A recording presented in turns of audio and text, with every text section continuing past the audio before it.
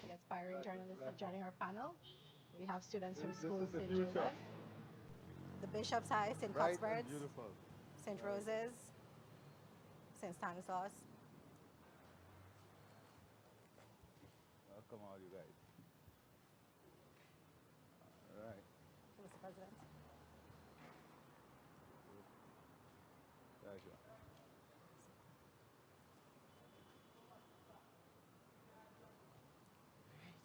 right. Our panel of female journalists, Mr. President.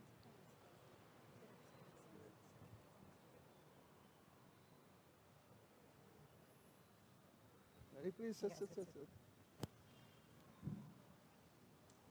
All right. Mr. President, thank you for taking the time for engaging us today. As you see, you're joined by a distinguished panel of all female journalists and some students from some of the schools in Georgetown. So we're going to get right into it, Mr. President. It's great. It's great being here this afternoon, especially with the powerful all-female panel of journalists, and of course, the future of our country, our young people. It's great to see all of you out here this afternoon. I'm very pleased that I'll be able to engage you on some of the things that you believe are the priorities for the future and young people. So it's a great privilege to be here. Thank you, Mr. President. It's been quite an eventful year. As a matter of fact, it's about 114 days since you were sworn into office to serve a second presidential term. What are some of the notable achievements within your first 100 days in office? You see, the approach to government is endeavors for permanent results.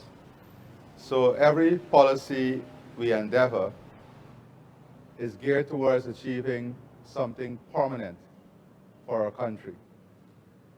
You know, someone said to me over the holidays, things are moving so quickly that they believe elections was 5 years ago. But it was just only the other day we had elections. So the last 114 days, as you said, was about building the momentum, the mechanisms, setting the structure, and developing the institutional framework that would power us into the future and into achieving all that we set ourselves to achieve in the manifesto of 2025. And you know, in that manifesto, there's a very elaborate, transformative, and bold vision to position Guyana in a very competitive place globally and to create an economy that is strong, diversified, resilient, and one that speaks not only to the aspirations of our country, but one that is highly integrated in the global system, taking into consideration the changes that will take place in the global economy and the challenges that the global economy will face, and ensuring that in our economic model, in our social development model, in our technology model, in our human transformation model, that it is integrated in such a way that our people are the center of the model and our country is the beneficiary of the model in a global environment. So the last 114 days was to set this agenda. And that is why I took time in addressing the nation, in detailing out what this agenda would be, so that our private sector, the government, and every stakeholder within the national frame can understand the vision and can start adopting and developing their own strategies to meet this vision and to be part of this transformation. It is very important that government policies are understood by the population so that private sector decisions, even family decisions, are closely related to the direction in which the policy agenda is going.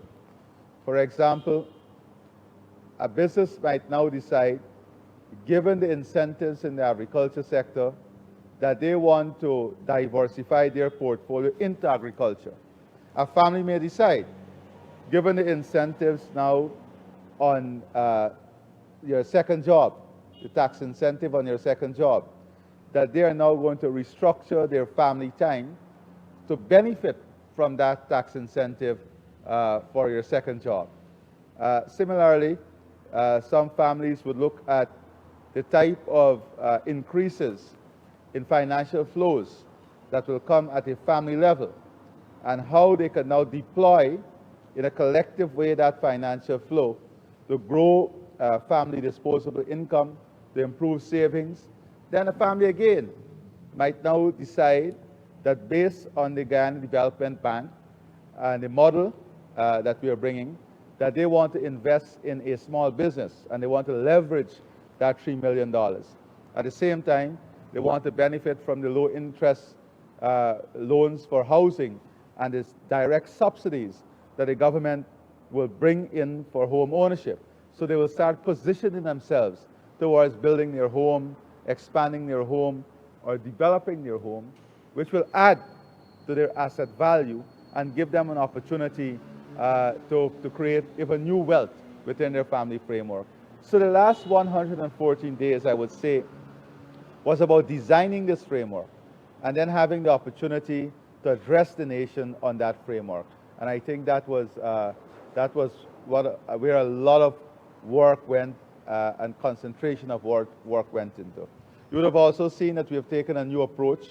Well, not a new approach, but we have really resuscitated an approach of having the cabinet in a different administrative region for 2 days every month. And this will continue throughout the next 5 years so that there's a direct relationship between policymakers and the population in every administrative region. Because I want people in every region to feel the seat of government within every region. That is part of building one Guyana, so that the seat of government is rotated in all our administrative regions. So I would say that is how the last 114 days, but you've already seen tremendous delivery in the 114 days. And that shows you that we are a result-oriented government. We are very focused on results. We are very focused on targets. We are very focused on this transformative agenda, and we are approaching it in a business-like fashion, removing the bureaucracy, strengthening systems, and using technology as the backbone towards achieving the results that we want to achieve. Thank you, Mr. President. Kiana. Mr. President, I'm happy that you spoke about the vision that you've outlined. And what we've heard from you within that 100 days is that you want to ensure there are vehicles for wealth creation. And you touched on one, which is the imminent Guyana Development Bank. But what other vehicles are you driving over the next 5 years to ensure citizens have opportunities to grow wealth, especially as you look to use oil and gas as a tool for poverty reduction? And added to that as well, in addition to the vehicles over the next 5 years, do you have any specific targets for poverty reduction that you are keeping your eyes on for the next 5 years? Well, it's a very loaded question because it addresses fundamentally three important economic and social model. One is poverty reduction, second is wealth creation, and third is how do we use the resources for the transformation of our country. So the question I would want to address in this three-part manner. First of all, wealth creation. It is important for us to understand that wealth creation would occur once the condition for wealth creation, the conditions for wealth creation is there. Now, what are the conditions? We have to increase our productive capacity and capability. We cannot create wealth if we don't increase production. And when I say production here, it is not only production in the natural resource sector, it is human production. How do we ensure that we're optimally utilizing our human capital? How do we ensure that we're optimizing the opportunities for a human asset to earn greater salaries, but also to earn in other segments of the economy? And one of the good things about this small population is that it allows us to build opportunity within every family. So let us look at a very basic example where wealth creation is linked to poverty reduction and is linked to disposable income. We started a program with the part-time workers, not to take away all your productive hours, but to take away 4 days per week at a number of hours.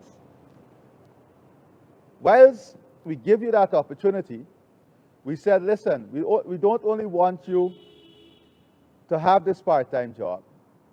And who are the persons who got the part-time job? Most of them were persons who were not in the workforce before. Most of them were housewives. So that is new income that came into the family, new disposable income that add to the wealth creation of the family, that add to the disposable income of the family. Many families use that to service their home loans. Now, without that, their salary income would have been servicing the home loan. This new revenue stream that came into that family is now servicing the home loan. What that does is that it increases the propensity to save. And what it allows now is for the family to have expanded loans. So what you see is in the banking system itself, a number of low-income families who own homes are now applying to refinance their homes because of the valuation of the homes. The value of the homes would have increased. And they're using that refinancing to invest in small businesses, to invest in a taxi, to invest in new income generating activity, new productive activity that is adding to their income.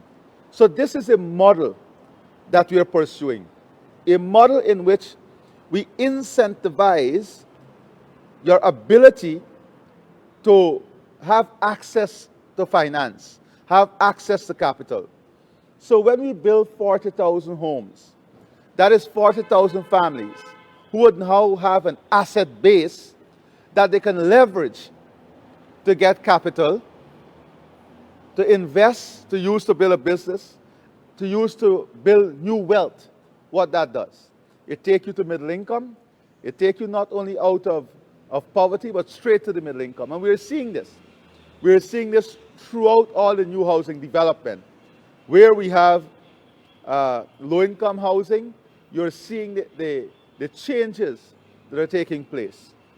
Then, so you have one policy there, addressing poverty, wealth creation. Then you have the development bank. The development bank now allows a family or an individual to get access to collateral-free, interest-free loan up to $3 million. But beyond that, it is not only about you coming in for the loan. It's about having a technical team that will help you to do an assessment of your business plan to ensure that you're presenting a viable business plan. And that technical team will be walking through with you at intervals to ensure that you're keeping to your business plan, to ensure that you're managing within the framework of the business plan. That mentorship, that guidance, that financial literacy that is embedded in the model that we are presenting. And further, for the young professional who will now leverage without collateral and capital that $3 million, that young professional now would be able to unlock up to $20-30 million from the commercial bank at an interest rate less than 4%. So that interest rate would have cost them 7 to 8%, in some cases 10%, depending on the risk, that will now get at less than 4%. So you're unlocking finances even before you start the investment. You're benefiting from no interest and low interest rate. So what that does, it now allows the smaller family, the individual with no collateral, to now be part of this entrepreneurial revolution, this business revolution, creating a model of development that addresses poverty, wealth creation, business development, human development, because part of the program would also include those persons registering under the Gold Scholarship Program to do an academic program. Because with every level of academic achievement, your ability to make better decisions should improve. Not always necessarily the case, we have seen that, but it should improve. So that is how the model is integrated from a social, economic, financial, developmental, and human landscape, ecosystem. Now that brings us to the second tier. The second tier, you have families now who may have $5 million in the bank, earning less than 1% interest. How do we leverage the liquidity in the system, here at home and in the diaspora? And that is why now we are building out business model in the oil and gas sector that would allow you to leverage your resources and get guaranteed fixed returns. So we have, for example, we are talking to Exxon on the service boats, where we're going to say that in the local content legislation, machining services, the service boats, engineering services now must have a local content component. And how do we leverage not only the local private sector, but local families and families in the diaspora to now be part of these investment opportunities? How do we bring every family to own the fertilizer plant with fixed rate of return? And here is where you will enjoy the luxury of the asset you have built, whether it's your home, because you can leverage your home. Let me give you an example. If you have a low-income home, $8 million, your interest rate is about 3.8% in the bank. You refinance that home for $15 million, right? You now have what? You have $7 million? $7 million additional asset. Let us say you take that $7 million and you invest it in one of these opportunities, and you get a return of 8 to 10%, and your loan is 3.5%. That's how you're using capital and your asset to earn you wealth. That is revenue that was not there before. That a policy of the government, that an investment of the government, that the opportunity the government gives you by home ownership, land ownership, now allows you to leverage to earn. And this is the model that we're building. Then we have the human development that is important, and that is investment in education, increase in old age pension, things that address vulnerable group, persons living with disabilities, our school children, increasing all of those grants. It's not only the grant that goes, the cash grant, it is all of these additional grants that goes into the system to help the vulnerability that exists. And when you look at the growth over the next 5 years of the vulnerable population, who most times are captured in that poverty assessment, all of them will be able to come out of that poverty level, given the investment, given the social investment, the financial transfers, and the economic development that will take place. So the model is integrated. I don't want to use the word complex. It's integrated and designed in such a way to increase our productive capacity. That is why we've incentivized agriculture. So we can now have little industries created in every village for agro-processing. And you've seen at the Christmas market and all over the place how our single mothers and agro-processors are improving their product line. Today we have just negotiated where we have 2 containers of agro-processed goods going into the Caribbean. We are now working on a commercial arm of the Guyana Defense Force to integrate our food production with that of the CARICOM market. Yesterday, I had a very good conversation with the Prime Minister of Antigua, where a group of young people there are investing in transport capability, and they're looking at Guyana to be a supplier of food into the Antiguan system. So, and I'm happy we have the school children here, because one of the things that we want to do, now that we have the development bank, is to go into the schools and teach the children in sixth form, those leaving sixth form or fifth form, as to how they can come together in consortium. So building the mentality of consortiums at a very early stage in their life, and then see what business ideas they can come up with, and help them through the development bank to finance those business ideas up to the limit of that bank, because you don't have the collateral requirement, you don't have the interest-free requirement. So you have these young people who may get together, 15, 20 of them, and say that we have this great business idea. Now what that does, it creates a society that is innovative in its thinking, analytical in its thinking. It creates a next generation of young people who will be forward thinkers, who would be looking to apply themselves in what? Wealth creation, in productive activity. And so this is part of the model that you will see in the next 5. So in terms of the final component of that question, targets, I would say that the measurement of poverty will change. What do I mean? Take all of us here, for example.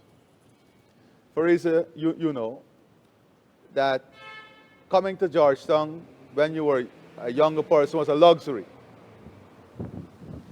Today, being able to come to Georgetown is a necessity. Someone spending 8 hours in the traffic to cross the bridge was productive time loss. So let us say you are a machine, you had one of the weeding machines, and you have to come to Georgetown to work, and you spend 8 hours in the traffic. Your productive time is reduced to 3 hours. Now that is eliminated with a new bridge, with the new roads. All of these things are critically linked to wealth creation, the question you asked. When we build those roads and open up those lands and make backlands front lands and change the price from $2 million an acre to, in some cases, as Farisa would tell you in Region 3, to $1 million US an acre. How can you put a measurement to that? How can you put a measurement to that? So that the society itself will change. A pensioner that knew how to use $40,000 per month want higher quality of goods. That same pensioner is deciding today, I want to shop in the comfort of a supermarket. A basic family today is saying, a car is now a necessity for me and my family. There is absolutely nothing wrong with that. But when you look at the benchmark indicator for absolute poverty, whether it's $5 a day or $4 a day, you tell me who in Guyana is working $4 and $5 per day. But it's important that in this transformation, the mindset also change. Because we now have the situation where people are reducing their productive time because of the increase in wages, the increase in salaries. So a driver, for example, a truck driver, used to work 6 days per week. Today, he earned that same salary for 6 days in 2 days. So they decide that I'll work 3 days, and the rest of the week I'll relax. That mindset. When people speak about the Dutch disease, they look at government. But the Dutch disease is created by the mindset of the population that weakens our productive capacity and capability, that weakens and create a false model of what constitutes work, level of effort. In this phase of development, it is important that we develop a mindset of maximizing our ability to earn, maximizing the productive time that is available before us. And that is part of the agenda in the next 5 years. How do we create this new mindset? Wealth creation is not accidental. Wealth creation is planned. It's planned at a national level through policies and programs, but it is felt at a community level. Look at the last, this Christmas, and Main Street. I was there Christmas Eve day, and every other person who stopped to speak to me, and almost every person wanted to speak, was a foreigner. And they all were gloating about Main Street. We can't believe it. We can't believe it. How do we create the mindset? And when we talk about wealth creation also, and the opportunities we are building, you know, we now have all of these expressions of interest for the tourism facilities. Take, for example, Leg 1. If we get a big tourism facility going to Leg 1, all the fruits, the vegetables, those persons who are at home will now have the opportunity to earn.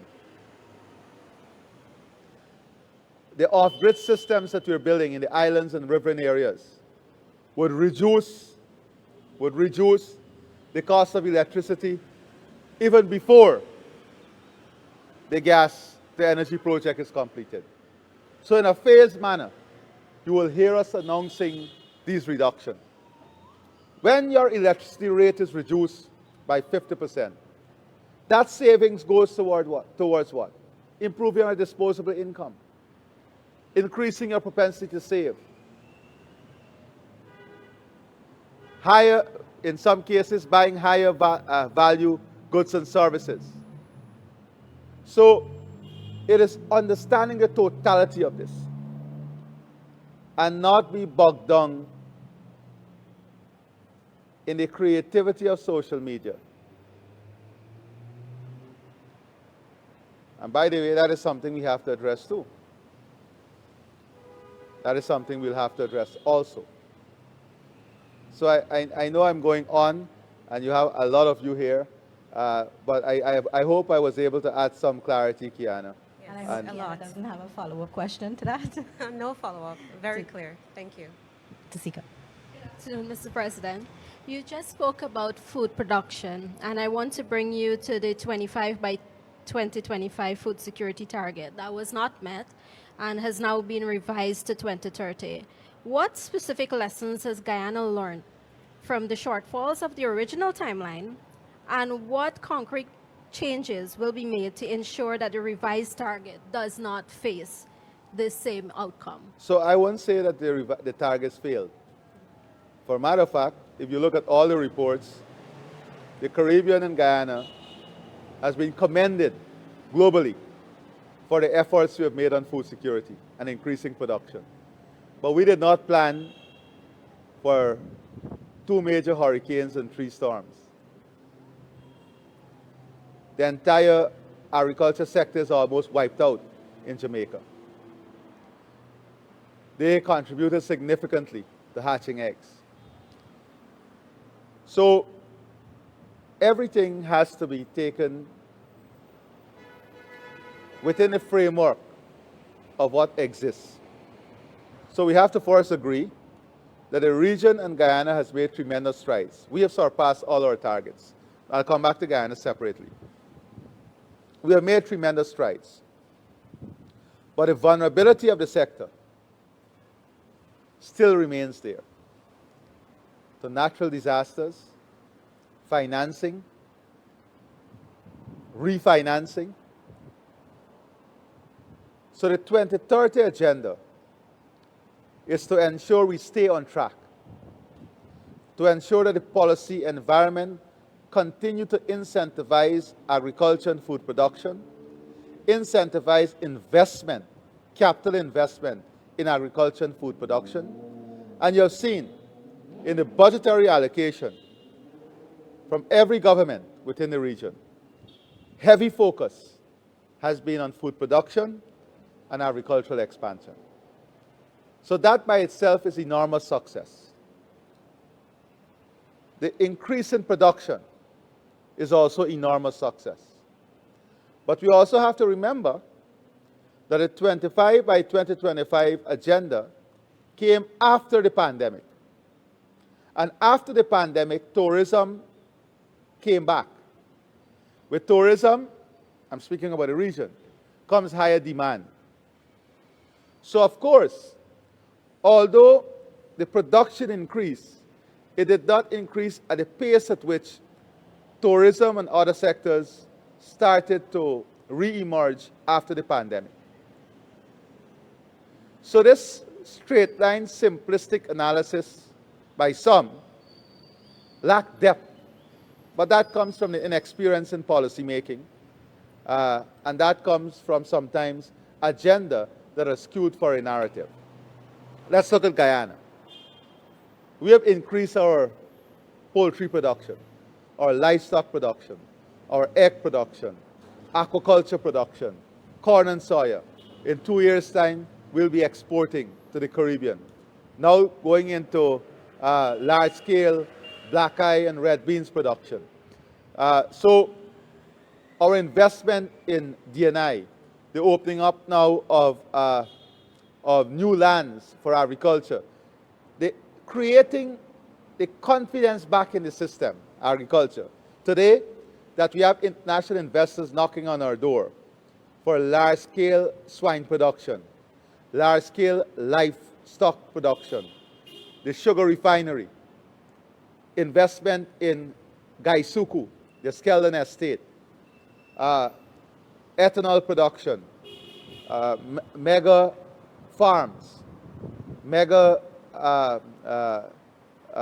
hydroponic farms, vertical farms. So why is that? Why is that happening in Guyana?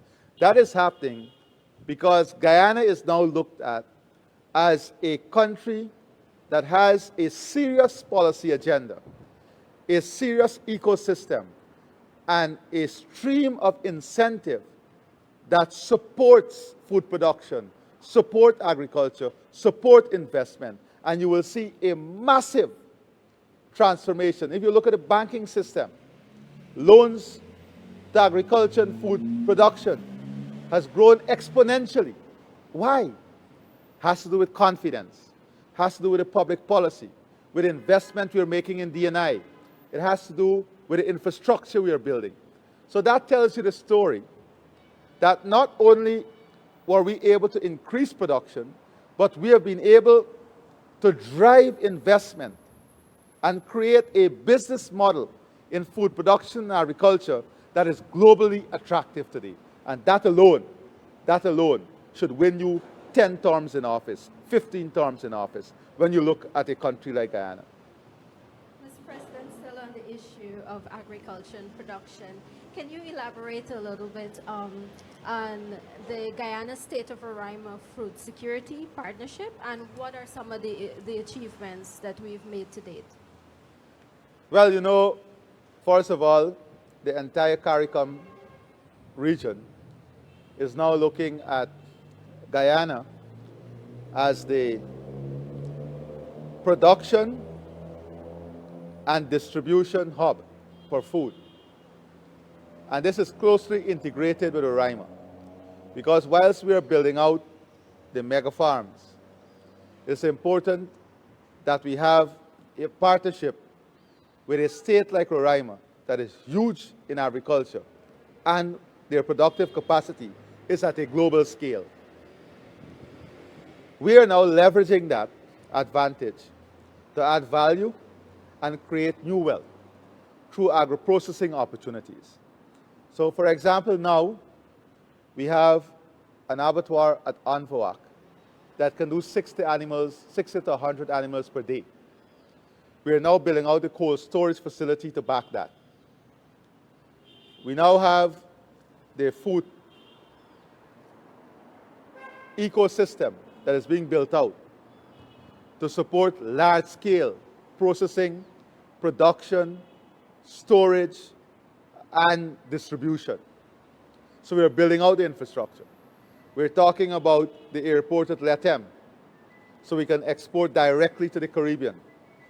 Then we are looking at creating an agro-industrial hub in Letem to bring raw produce, to add value, do all the packaging for Caribbean and North American market. We are looking at similar hubs in Berbice, in Essequibo, then building out the port facility at Porica and Charity, so we can export directly from Porica and Charity to the Caribbean. So you see the integration, building out the infrastructure, investing in bringing in new lands into production, adding the technology, and integrating it into the market. So that is the whole plan that is being developed here. A very integrated approach, targeted. That is why agriculture and tourism, those two legs of the economy in the next 5 years, will blow our minds. What will take place in agriculture and tourism will blow our minds. No doubt about that. This country is going to be on a high. I can speak without talking about oil and gas and all of this. And I know Kiana must be itching, and even Bashani must be itching to ask me about gas. But we are powered up. This economy is powered up in such a structural way that the opportunities are going to be beyond significant. But what we are doing is building a model that maximizes local participation, maximizes local ownership, and maximizes the ability to create wealth locally.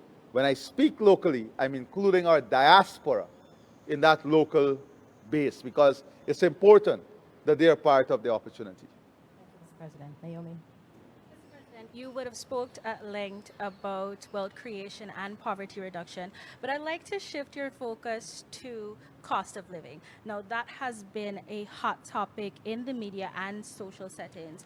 Now, we would have seen the government injecting a lot of resources and instituting measures such as the fuel subsidies. So my question is, how crucial have these measures been in addressing the global condition and global market shocks? Beautiful question. Just imagine. Now, I want the country to understand. that all the measures we put at COVID to cushion cost of living, we have not reversed none of them. Not only the 200 taxes. So let's start from that. If we did not remove that 200 plus taxes that the last government placed on the backs of Guyanese, today, hundreds of billions of dollars would have had to be extracted from your pockets to service those taxes. If we did not remove the tax on fuel, hundreds of billions of dollars from your pocket would have been used to finance fuel. If we did not remove the tolls on the bridges, hundreds of millions of dollars from Guyanese pockets would have been going to tolls. If we did not create the incentive for the reduction in low interest rate loans from 6.5%, middle income and low income from 8% to 4%, that is hundreds of millions of dollars that was going to service interest on your loans, now back in your pockets. The billions of dollars in the Because We Care grant, the other cash grants, the COVID grant, hundreds of billions, the fertilizer subsidy, the removal of the rates for D&I charges, and the expansion of D&I services that saved you from flooding, increased productivity, giving a subsidy on every bag of paddy produce, tens of billions of dollars. Subsidy to our fisher folk, tens of billions of dollars. Textbooks to our school children, tens of billions of dollars. The school feeding program, tens of billions of dollars. The transportation grant, the uniform grant, tens of billions of dollars. No increase in the cost of electricity. The reduction in the cost of water by 5%. The removal of VAT on electricity and water charges, hundreds of billions of dollars. All of that are resources that would have been extracted from your pockets, having the government not given the incentive. That is money that saved the population directly. Outside of all of that, there are certain things. Let me give you one more example. The mining sector almost went dead when we came back into office.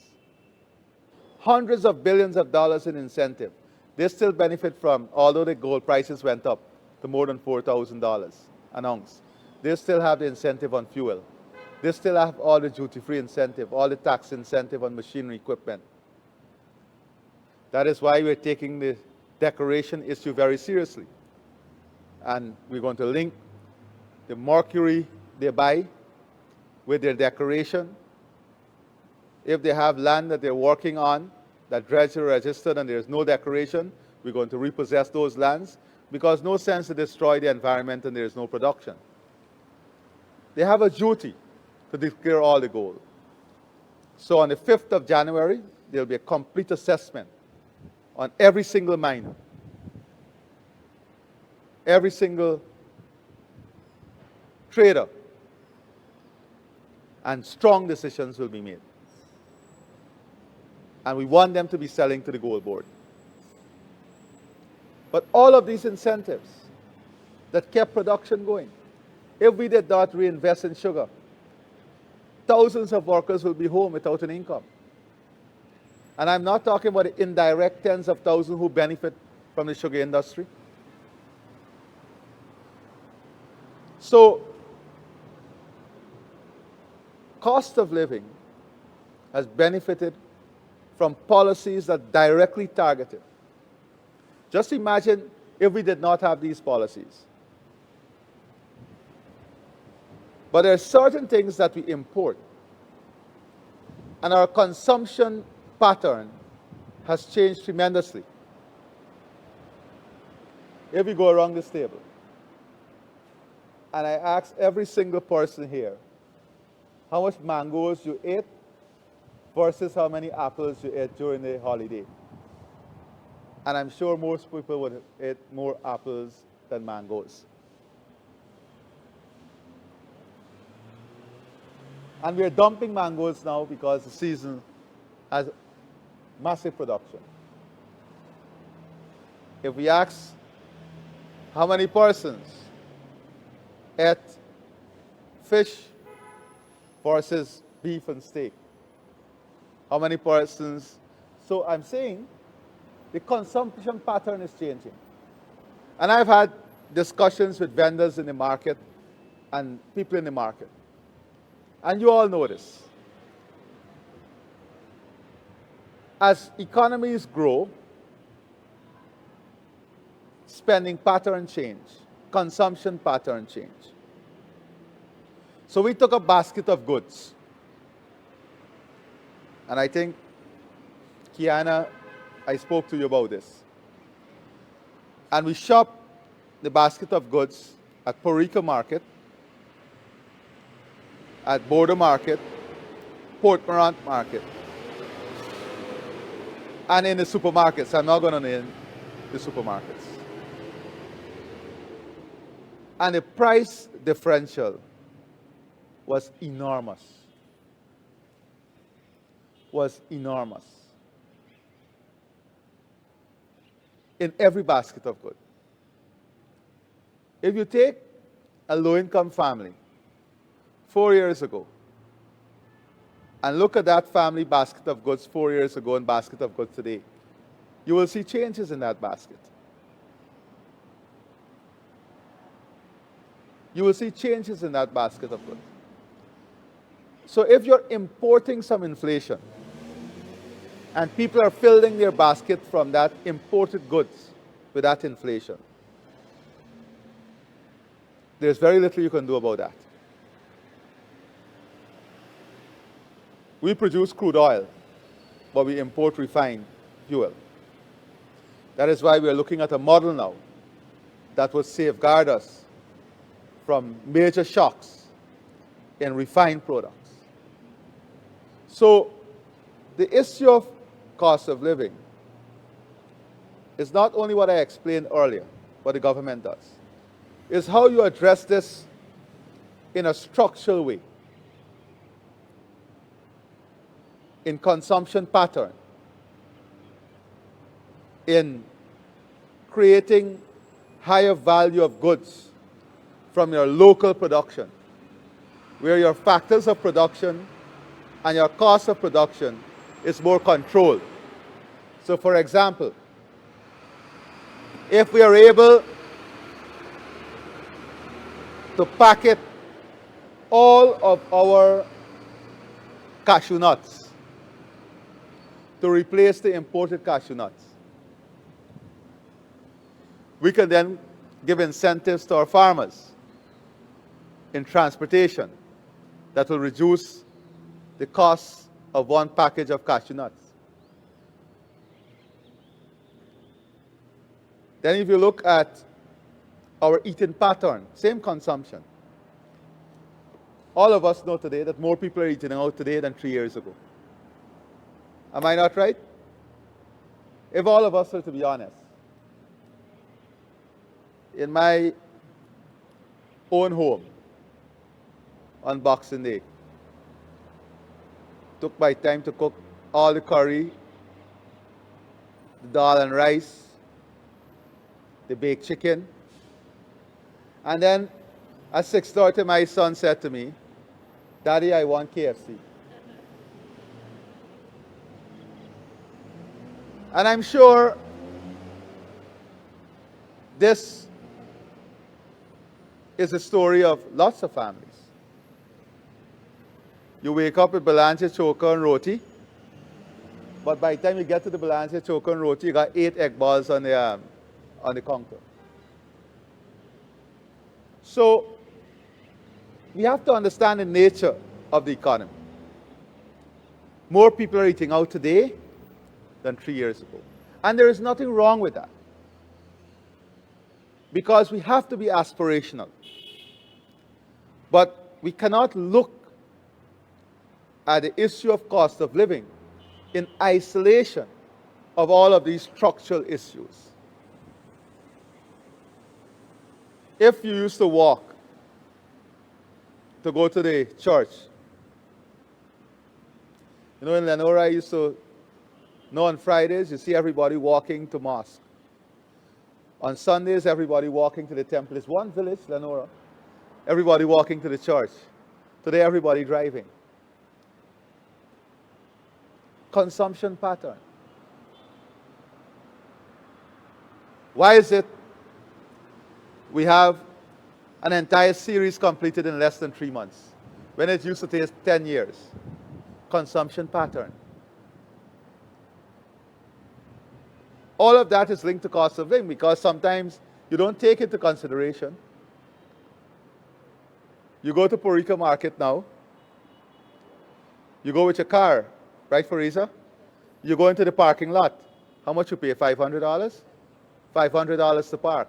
That was never in your cost structure going to the market. It is now in your cost structure going to the market. Nothing is wrong with it. But it is for us to understand the nature and structure of the economy as a result of the growth and development that is taking place in our country. I hope I was able to shed some light. Vishani. Mr. President, I want to turn your attention to two specific areas. The first would be, what can you tell us about your plans or initiatives for the year 2026 or 60th Independence Anniversary, specifically for persons in the creative and cultural sector?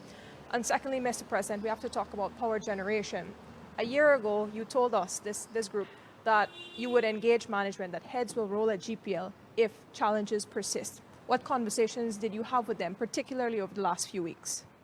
So, Vishani, you're always on target with your question, as all of you. I can't sit here and say that I have not recognized the improvement also in GPL. It is not where we want it to be as yet. We have brought in technical expertise. But why it is not there? It is not there because the entire transmission network has to be redone. And we are doing that right now. That's an investment maybe of close to $600 million US. We have to remember there was no maintenance on this system.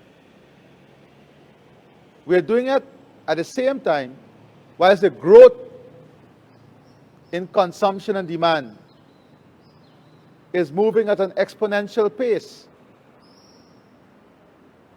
So you have a transmission issue, we have a production issue, and yes, we had a delay on the gas assurance. We acknowledge this. Is it where we want it to be? No. But today we have a plan. We have a plan to address production. We have a plan to address transmission. We have a plan to address distribution. The tens of thousands of new homes that are coming on every 2-3 years to the grid on the same system. We now have to move at a rapid pace to have the cable across the Demerara River completed. Because it's not only affecting the power in sector now, it's affecting our ability to bring ship in, driving up the costs. So we are hoping that that project can get on the way very, very quickly. So on the power side, there has been improvement, still not where we want it to be. There is still weaknesses in the management that we are addressing. There are challenges from the distribution side. There are challenges from the production side. We're hoping by the last quarter in 2026, the gas to energy project will be in a position to deliver. But that too is a problem if the transmission and distribution is not completed. We're rebuilding control centers and towers all across the country. So we are fixing and reinvesting in the entire infrastructure in energy, whilst we have to keep the power on. We also have more trucks and cars on the roads.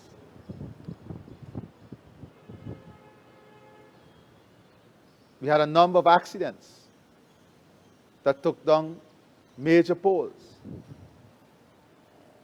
And we also have lapses in our maintenance system. So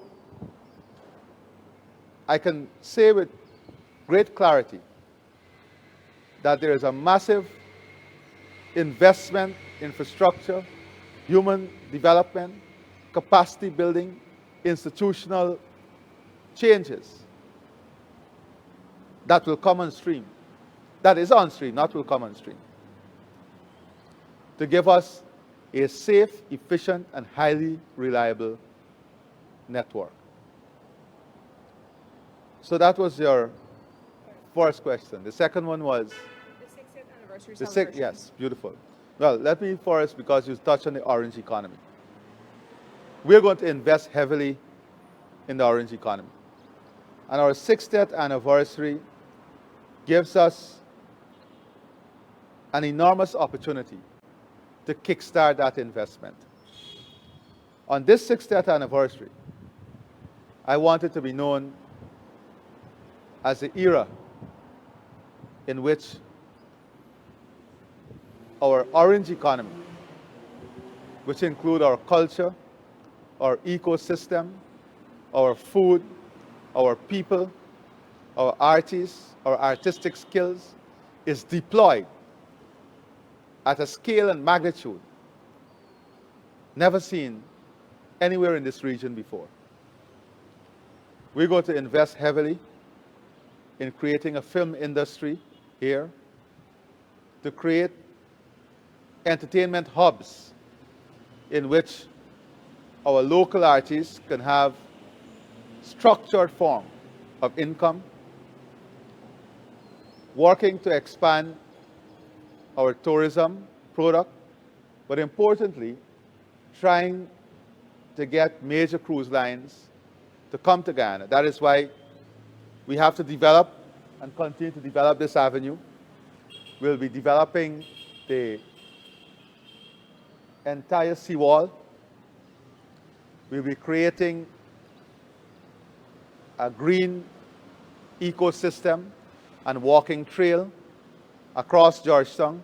And of course, for those day tourists, we will have the Essequibo Island tours and the tours to Kaieteur. But you will see aggressive investment. And I've already asked the private sector to direct all their social expenditure as much as possible towards the orange economy this year. Our 60th anniversary will be a grand homecoming. It's an event-packed year in which we want to have all our Guyanese brothers and sisters coming back home to visit, to spend time, but that has to be driven by events. So the military has a series of events planned, culture, tourism, and our artists themselves are working with us. So everything that is national in nature would have our 60th anniversary as part of it. Before the end of the first quarter, walking down this entire Lamaha Street would have the amazing history of Guyana pre-independence. She'll be walking through the history of Guyana pre-independence. The entire structure from an environmental perspective of Georgetown will change next year. And we have to admit, because I deliberately drove around, it was much, much cleaner this year, even after Christmas Eve. I went with many members of the private sector, and I was pleasantly surprised. We also want to create ownership with parapets, drains, and the environment that is in front of the private sector. So I want our 60th anniversary to be remembered as that moment in history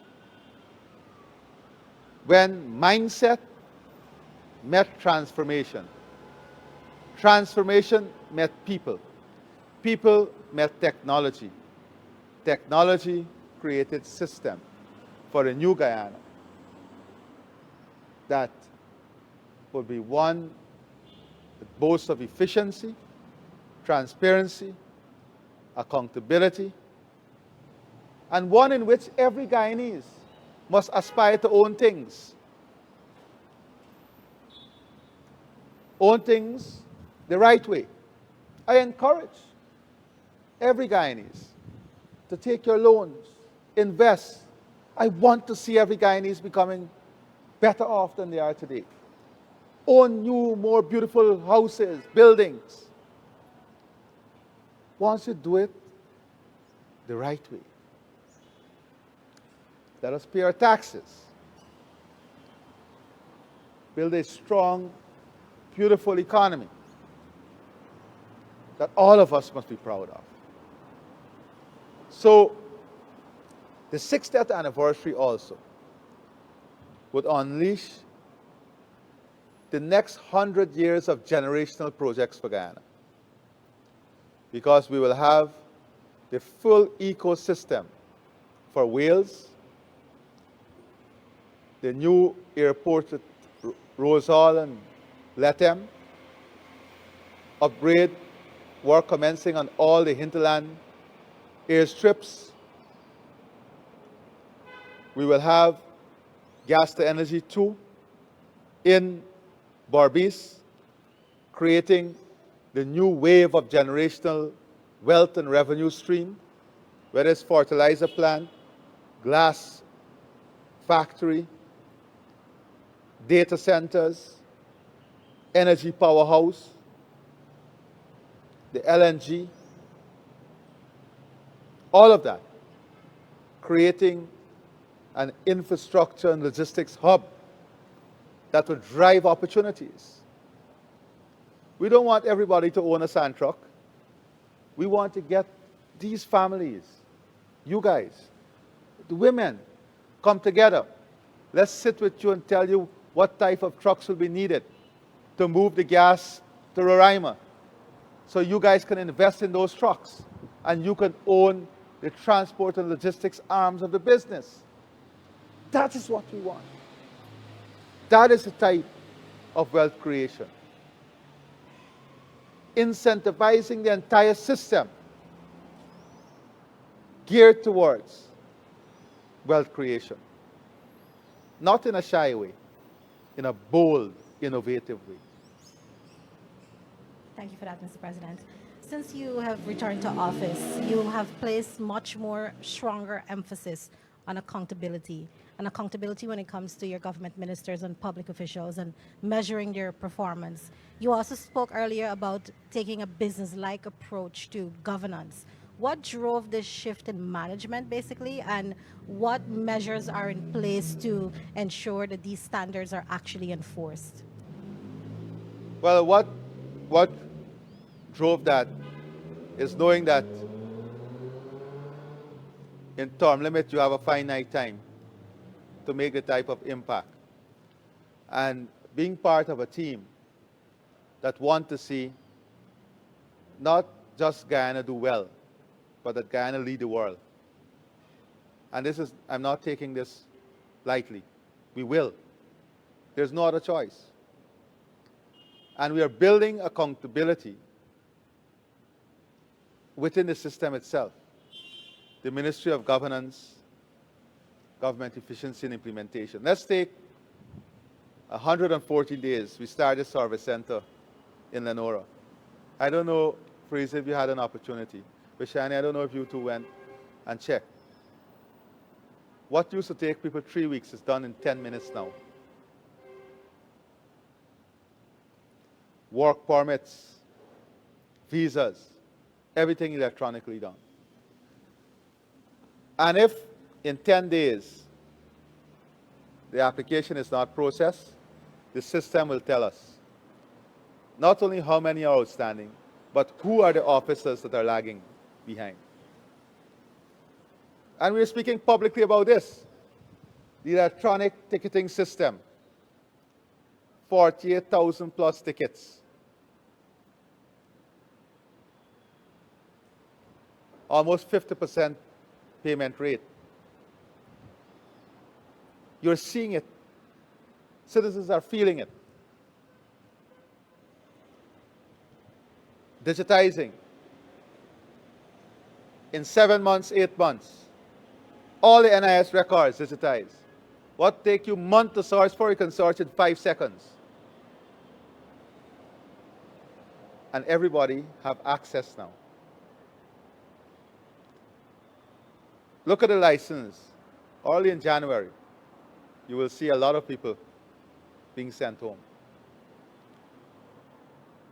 We have just completed examining the records of all the licenses issued at GRA versus how many persons pass the theoretical test and how many pass the practical test. And I can tell you, the results is alarming. Because you can't go on to the practical if you don't pass the theory. But guess how we were able to achieve that? Because the exams is now digitized. So you write the exam electronically, and the results is done electronically. It's reducing that human bias. In a couple of months, we'll have new scanners at the airport. Look at the improvement in the airport, in processing at the airport. Where are we going to give you, like Singapore, self-declare? Everything goes through the scanner. If you falsify the declaration, we have to move the first instance fine to $200,000, 1,000 US. And then jail term if the same person do the second or third time. Those are some of the things that we're thinking about. Building the system. We must never have the type of situation that robbed this country of hundreds of billions of dollars of revenue. So we're building everything on systems driven by technology, on a digital backbone to improve efficiency, enhance accountability, and improve transparency. But it's not only for government, it's also for the private sector. Everything in mining will be integrated in the system. We're incentivizing the opening up of new accounts. We want every citizen to have an account.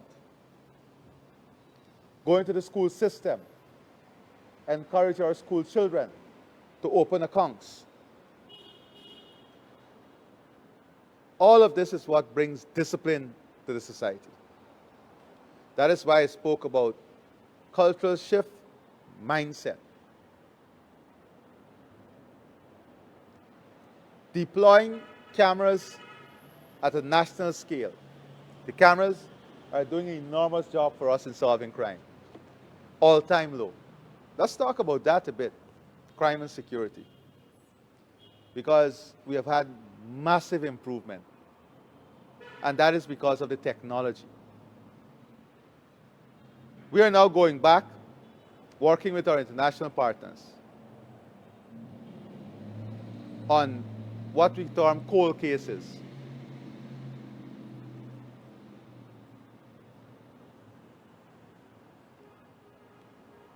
Deploying international support with technology.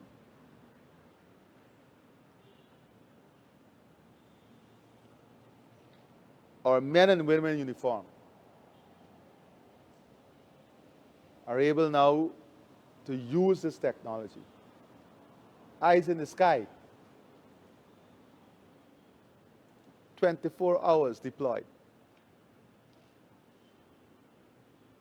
Our clear-up rate is the best in the region. So we have concerns also, because the judiciary must be predictable. You can't have an Amerindian man with a shotgun sent to prison for 2 years with an illegal firearm, and you have a man with semi-automatic weapon, high-caliber weapon, given bail.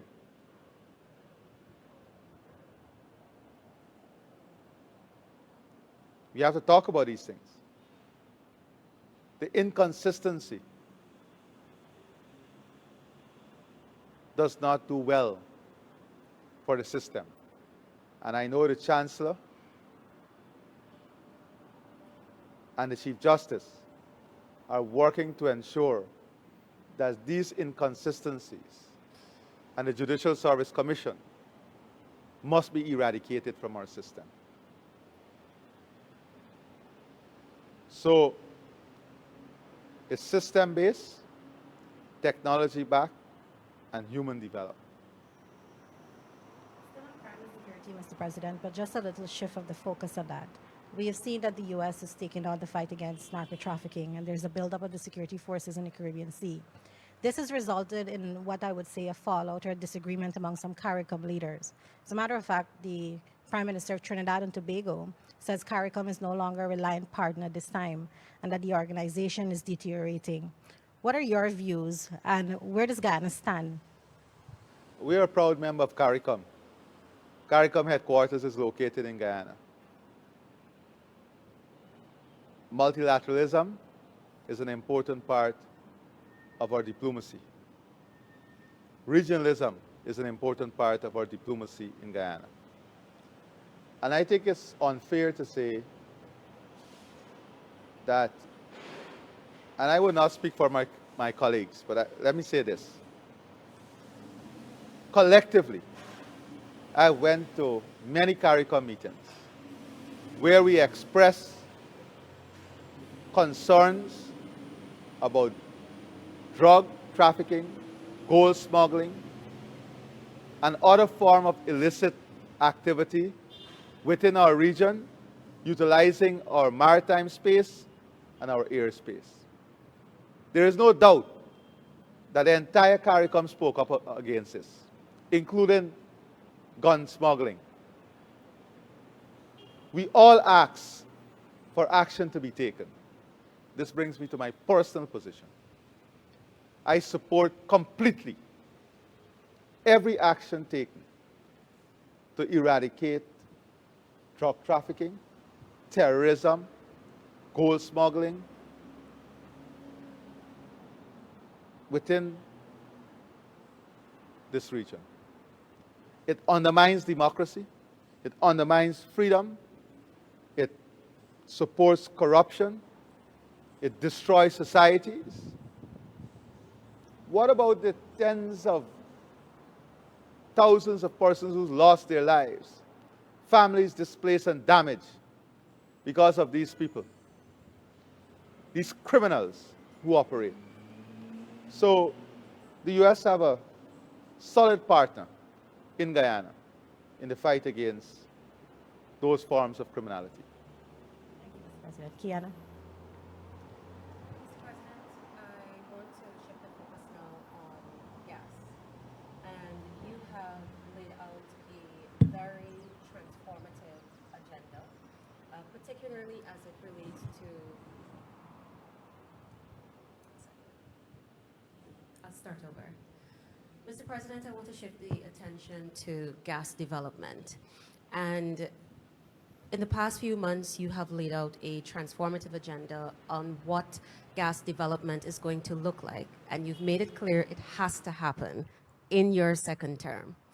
I want to know, in addition to the plans that you have for creating opportunities for co-investment and for rolling out a number of initiatives through gas, what are some of the risks that you are monitoring to ensure that we are a success with gas development? That's a loaded question, Kiana, because you know where the risks are. But I'm happy you asked it. It's easy for persons to sit down there and believe that there is no volatility. We know that the world is undergoing different challenges. When you look at Venezuela production out of the system, Russia and Ukraine, basically not optimal in the system, and the Middle East, should all of those conflicts resolve itself, and you have an exponential growth in production in the system, economic model tells you that demand and supply affect price. That's why your question is so important. And that is why when people jump around and say, let's transfer so much money to the population and to every person, they don't understand the volatility that exists. That is why in our economic frame and modeling, it's not guesswork.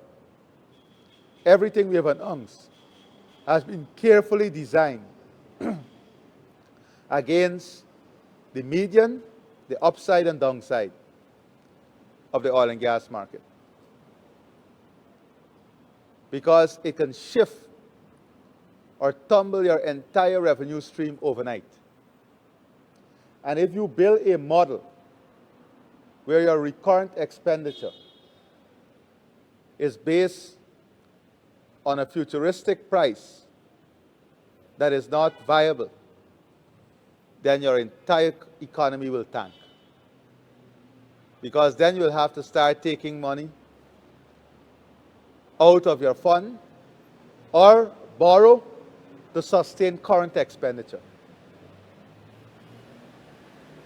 Not expenditure that is invested to create new wealth, current expenditure. That is why we have to be very careful in our modeling. And we are taking these things into consideration in our modeling. The second thing is understanding where the world is going. If you look at the Middle East, you will see the focus now is on leveraging their petroleum potential for energy and energy-related investments.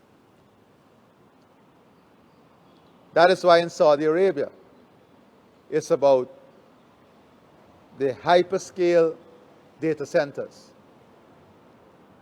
that will power the next generation of jobs. It's about investment in technology and AI. It's about converting their petroleum into petroleum-based products for home construction, for drainage, steel production. It's investment in innovation, research, and development. Because it's not the raw product. It's converting a lot of that excess demand into new forms of production, into energy that drives new industries and new form of wealth creation. And we have to be in that model. We have to be part of that model. Otherwise, we would find ourselves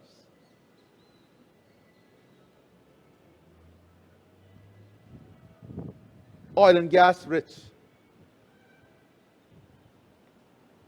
but not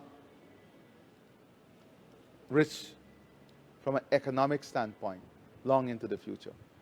That is by sustainable, resilient investments, key in the model that we are building.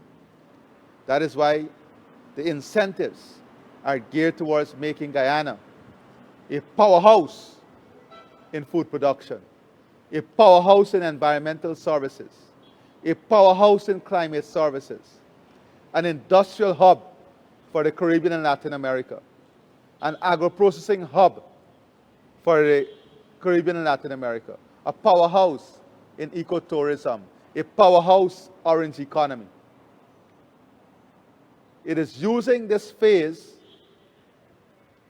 to power this generational wealth opportunity and to expand the pillars of the economy at a rapid pace. Because from a structural perspective, you're seeing these changes coming at you. We have to understand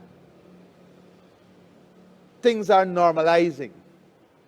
Yes, you see all these conflicts raging, but there is a deliberate effort led by the US administration to normalize things.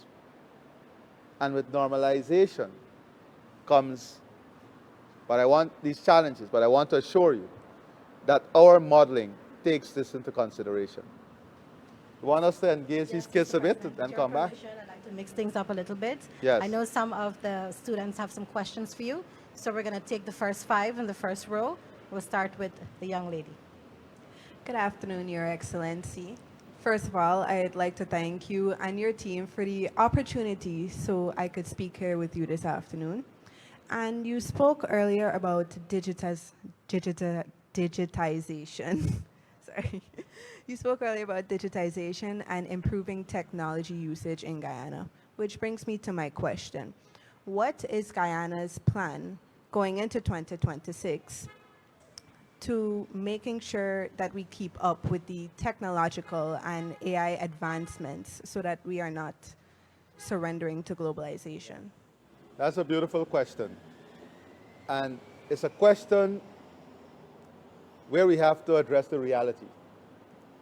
The reality of Guyana yesterday, not today, is that we were at a, I would say, 30, 40-year gap in terms of where we were from a technological perspective to where the rest of the world is today. And you'll recall that during the period of the Industrial Revolution, countries were left back by 100 years. Countries are still left back. We cannot afford that. That is why we have taken a deliberate step to adopt tomorrow's technology today, so that we are leapfrogging into the future. And we are reducing that transition time from 30 years to the next 5 years. So part of the investment that we are making is to position our systems to be in line with the rest of the world and ahead, in some instances, within the next 5 years. Structurally, if we were going on a straight line, this would have taken us 30 years. But we have taken a deliberate decision that we are adopting all of the best technology tomorrow, today. So for example, we have moved from safe city to safe country. Very few countries have an entire country plan for a safe city where are the cameras. Before the end of next year, you will go to a kiosk and renew your driver's license. Most government services you will access from your bed. Ask Government Portal will give you direct interaction 24/7 with all of government. These are things that even the developed world have not perfected as yet. It will not be perfect. There will be glitches. But this 5 years is to perfect the imperfection, to make us part of the real-time, real world. So that's what we're doing. Thank you, Mr. President. And you, the young people, you're the greatest asset in this, because you are coming up in that environment. My son at 6 can teach me on the iPad every single day something new. But you are coming up in that environment, so that we want you to be real time in your knowledge. If you learn in a digital environment, that's why we want everybody on the digital school. You will learn to be digitally savvy in everything you do. Right? Please. Good afternoon, Mr. President. Good It's a pleasure meeting with you here today. Now, my name is Raka London. I'm from Queens College. And on the same topic of development and the youth, my question is focused on the education sector. So can you outline specific investments, concrete measures and policies, whether they are financial investments, infrastructure development, teacher recruitment, a more refined syllabus, whatever the case may be, that would up the level of education in the hinterland sector moving forward? That's a beautiful question. So first of all, and you're specific on the hinterland.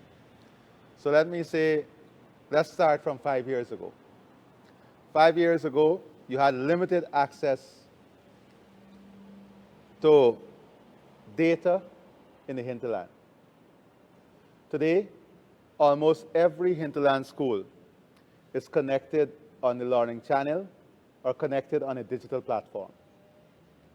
So that every single school in the hinterland can be now part of the digital revolution in the Guyana Digital School. For the first time, well, let me back up. We're now investing to have universal secondary education in the hinterland.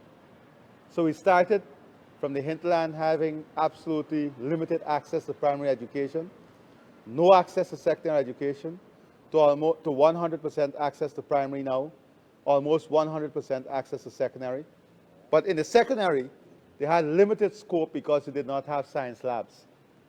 Today, we're investing in world-class labs in the secondary schools. We're investing in practical instruction centers in the hinterland. We're investing in technical centers in the hinterland. We're also addressing the nutritional aspect that aid education development. So we have the school feeding program in the hinterland kitchens. We have expanded scholarship now to the hinterland. Today we have more students from the hinterland on our Gold Scholarship program. Almost every single teacher in the hinterland now is either trained or in the training program. So we'll have 100% trained teachers in the hinterland. We have more students in our nursing program in the country now from the hinterland than any other region. We have more persons in our patient care from the hinterland than any other region. And I have this for you. The highest recruitment in the police academy came from Region 1. So in every area of national development and skills development, the most numbers are coming out of the hinterland. Why? Because for the first time, hinterland students have the opportunity to write CXC and to have the basic requirements to enter these programs. And we're seeing record numbers entering these programs. So the results are already there. We're investing in roads, hinterland roads. We're investing in hinterland transportation. We're giving more students scholarship to come out to the top tier schools in the country. So our investment is multifaceted. At the same time, we are building better teachers' accommodation. We are we are giving more allowances for teachers serving in the hinterland. We're continuously increasing the salaries for our teachers. We're giving them opportunity to earn their degrees so that their salary scale improve, because they're now trained teachers, then trained graduate teachers. So all of this is being done to help our hinterland. I hope I was helpful. Thank you. Good afternoon, Mr. President. My name is Princess Stephen from St. Joseph High, and you regarded us as the future earlier when you came. And for us as young people, it is so important for us to learn to lead from now so that we're able to become responsible and to take accountability. So my question to you, Mr. President, is how does the government plan to implement leadership opportunities for us as students so that we are prepared to become active citizens and great leaders, not just for in the future, but from now? That's a beautiful question. And remember earlier I spoke about creating innovators, entrepreneurs, and business leaders in the school system itself. When I said under the Guyana Development Bank, we'll create a special window of opportunity for students to come together because we want you to learn to work together as citizens. We want you to learn to build companies together. It's not only the idea and innovation. So that's one model. The second model is creating high-value students, giving you opportunity to participate in leadership program. And that is why we want, and it's being implemented in every school, I hope your school, half day on Fridays, dedicated to physical education, to team building, to networking, to building relationship, to learning from each other. That's important. That's an important part of growing up. That's an important part of knowing who you are, of knowing each other, of knowing where your friends are from, of learning about your country. Then we want also citizens, future citizens, to have a certain value set. There is where we're going to bring in the churches, civil society, and other organizations to help to build a rounded student coming out of school. So you know what values you're building yourself on, what are the leadership qualities that will make you a stronger person, and also giving you a level of responsibility. If you look at the developed world, most students, first-year college students, high school students leaving school, they have to go into summer jobs or summer projects. And that is to let you understand the dignity of labor. So you may come from a very wealthy family, but you go and you work as a cashier, or you go and work as a waiter or a waitress. We look sometimes negatively at this.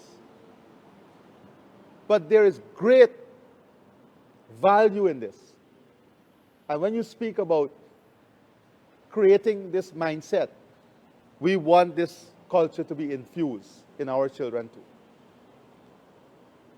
When I wrote CXC, I took a travel bag with Winter Fresh, Big Red, and Juicy Fruit and started my own business, fetching it down Regent Street. People ask me as president, how can you operate in a room with leaders and then be able to serve people? It is where you come from. Where I came from is what I was exposed to. What you're exposed to and the exposure we infuse in you help to strengthen you as individuals, help to build you as individuals.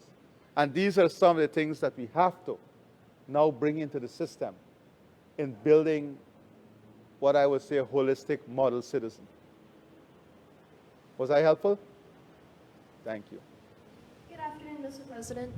My name is Amber Kissoon, and I'm a student of St. Rose's High. My question to you is, compared to 5 years ago, how has the educational system in Guyana improved, and what are some milestones yet to be achieved?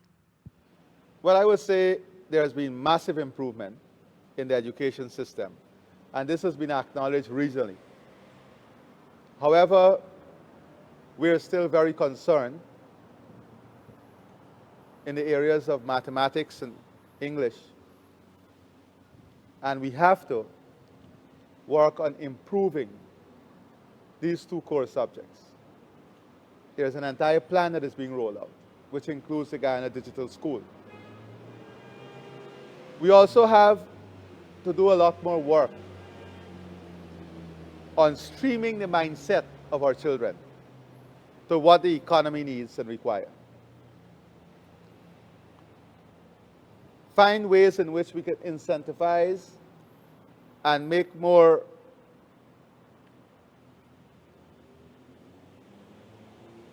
motivating students going into science, students going into engineering. So the education system is input and output. When you put something into a system, it has to be designed to meet a particular output. And the output of the education system, ideally, should match the needs and requirements of the economy. If we look at the education system now, it does not necessarily reflect the structure of the future economy, the needs of the future economy. So we have to start streamlining that. Not just education, but education that is structured and geared towards what the future of Guyana needs. And that is where a lot of the challenge would be. How do we have, and we have to build a national human resource information system and a manpower planning model. That is why we changed the Ministry of Labor to Labor and Manpower, because we have to do a lot of projecting as to what the manpower requirement would be for Guyana in every different sector. For example, the orange economy. If the orange economy gets going, and you have the film industry coming here, you need makeup artists of a different caliber and skill set that will require a certain level of certification. So we have to be able to bring who we have now and help them to get to that level of certification. Colombia went through this. That's one of the biggest aspects of developing the film industry. So a major part of this education ecosystem is to manage the input and the output as it relates to what Guyana would need. And that is where the challenge, we'll have to address that challenge. A pleasant good afternoon, Mr. President. Earlier you have stated that you wanted to improve the agriculture sector. So this brings to my question, but I want to touch a bit on the institution area. So what support is provided to schools to manage pest infestation that may affect students' health and learning, particularly in hinterland and Amerindian communities? Well, first of all, we have to agree that we live in an area of the world that has certain advantages and disadvantages. We're in the city here, but I wouldn't be surprised if through these plants there is a spider, or if we go out there in the canal. Growing up, I used to go into the trenches and feel for fish.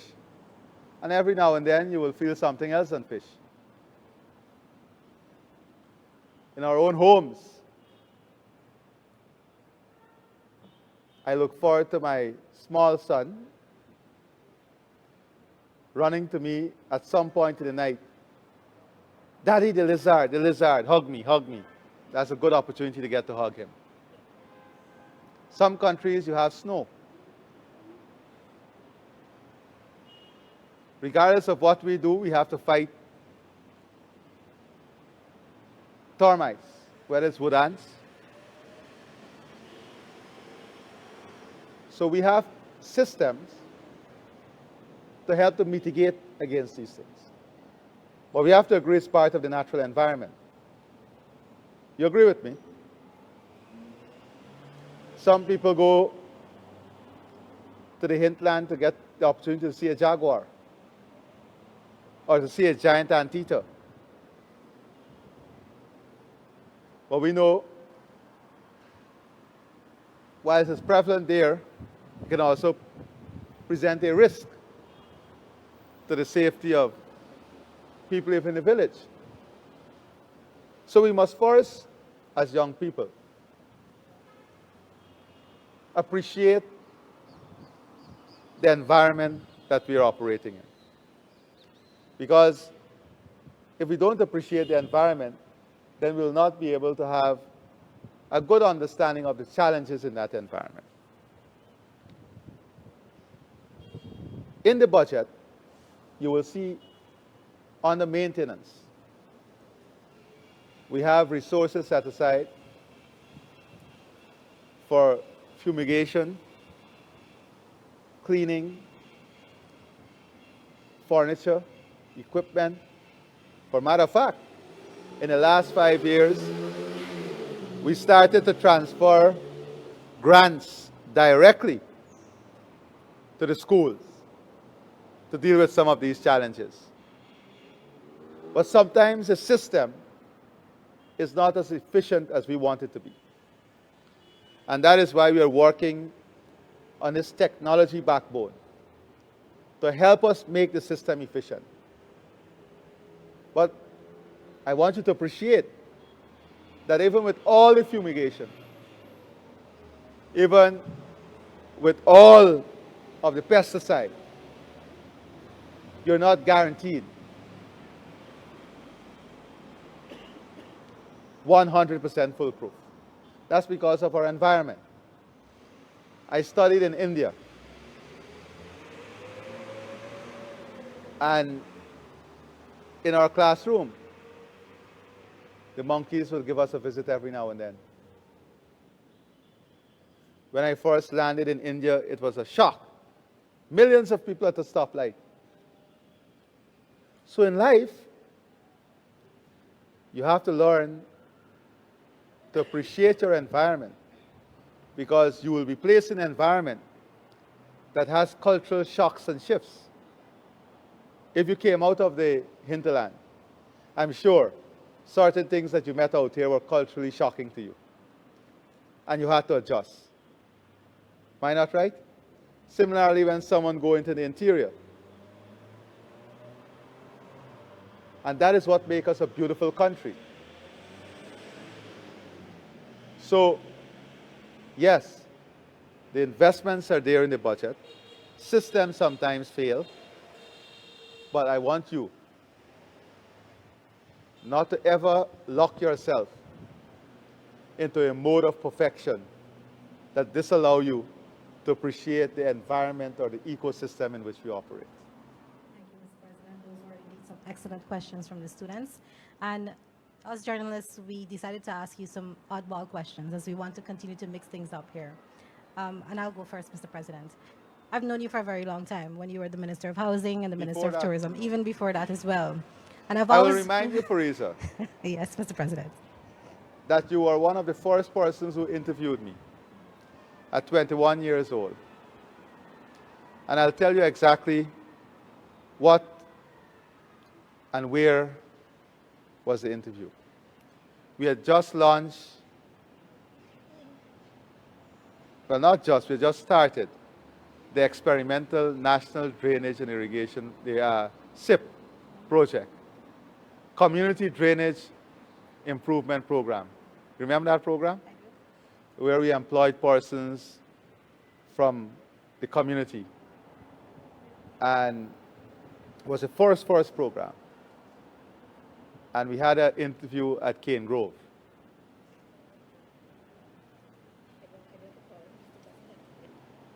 So I can tell you, long before I even became a member of parliament,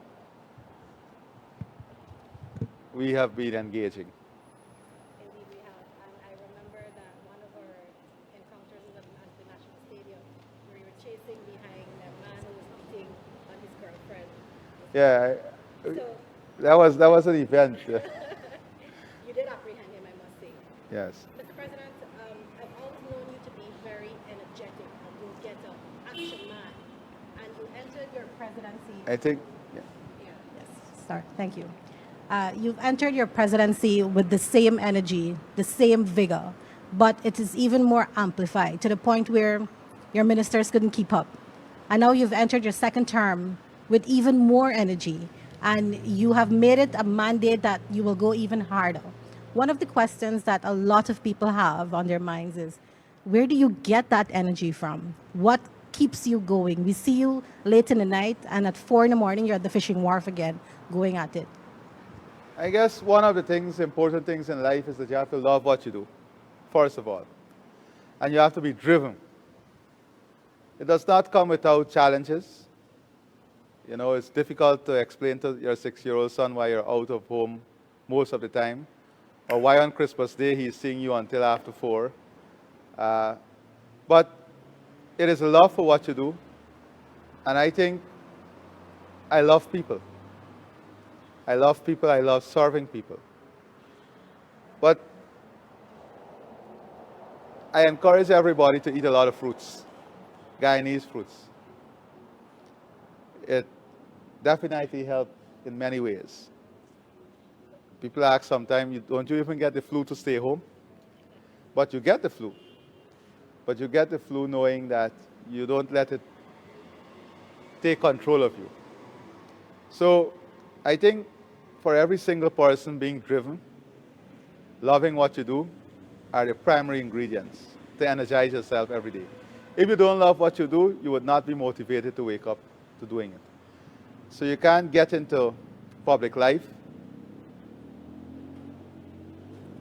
for any other purpose. You will not succeed. You may have temporary success, what you may term temporary success, but to have the longevity, to be there constantly, consistently, doing the same thing over and over, listening to people's problems over and over, without letting it affect your own mental stability, and understanding your role. And it's also understanding the type of leadership. And I believe strongly in a service orientation to leadership. And that, I think, gives great joy. And seeing people, hearing people come to you and say, just simple things like Main Street. This was amazing. My family had a great time. Oh, I wish if we had this in my country. Energize you to take it a step higher. Everybody's already asking, what would next year be like? How do you top this? You have a plan. Mr. President, I thought for a second you were going to tell us about 4 cups of coffee and a whole different Well, formula. that's the norm. That's normal behavior. Lots of Diet Coke and coffee. Okay. Mr. President, you Not spoke... good, though. It's not good behavior. Not good behavior. The fruits, the Guyanese fruits, good for you. Eat a lot of mangoes, pineapples. You know barhar? Anybody here ever had barhar? Look at these children. None of them had barhar. You never had barhar? No, Mr. President. What? You know what is kokrit? No, Mr. President. You ever had it? I am shocked. We have to launch a program of Guyanese fruits.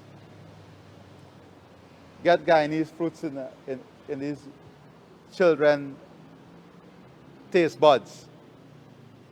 Yes, Mr. President. You spoke a lot about leadership and the importance, and even the question by the student about the opportunities for leadership in the future. But I want to know if you can share with them as well, is there any book that has impacted you in the way you see leadership and the type of leader that you want to be? A book that is a must-read for any aspiring leader? There are so many books that I've read. But first of all, I think you have to have certain basic qualities. And you have to have a personal drive. No book can really tell you how to be a leader or allow you to be a leader. It's a book of your own life. And your book of your own life starts very early. That is why exposure for the young people is so important. You know, we came up in a different era where a Tenong Skoke Any of you ever had a 10-ounce Coke? You know what's a 10-ounce Coke? You know the small Coke bottle? That used to satisfy an entire volleyball team. Picture a 10-ounce Coke satisfying an entire volleyball team. Or a 10-ounce Coke satisfying a cricket team. You can't picture that. I look at the startled faces here. But that by itself is a test. We learn so much from that simple act of sharing a 10-ounce Coke, because you had to take a sip and know when to stop so the other one could enjoy the same level. It's how each of us derive the same level of satisfaction, and each of us sacrifice to give each other the same level of satisfaction from the same 10-ounce Coke. Lots of lessons to be learned from that.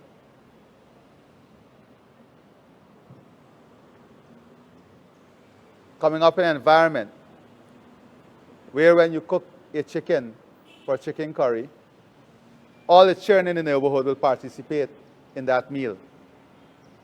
Whether it means everyone enjoying 1 piece of chicken and 2 pieces of potato. And I can tell you that 1 piece and 2 pieces of potato had greater satisfaction, greater utility then than 5 pieces would have today. Today, many children leave school and go home to their tablet. We left school and go home to your friends playing a game together, sharing stories, talking to each other. Communication skills is important for any leader. Communication still cannot be developed with you guys texting each other in the same environment, and then you have a short thing from every, like somebody, the vice president was telling me the other day, someone told him the word sus. So I said, sus, we used that word long ago. It means you sus me, which means you understand me. He said, no, it means suspense. Suspect, right? Oh, this thing suspect. Suspect. In our turn, sus. You get me? You understand me? You sus me? But look at the simple act of communication, which is the greatest skill for any leader.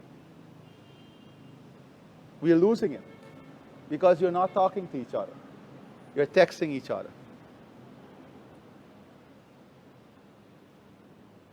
Am I not right? So you're limiting your confidence in speaking. So sometimes you can text each other what you want to say with great clarity. But if I ask you to communicate it, you don't have that great clarity in communicating it. So there are certain things in the environment itself that are learned behavior that are important for leadership. So I can tell you, reading all of Shakespeare book allow you to communicate, allow you to understand the finer art of language. You want to write a nice poem or a nice letter later on to the one you love.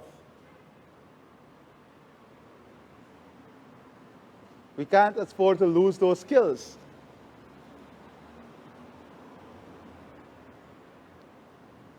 And remember always, ChatGPT and AI does not give you what you're thinking.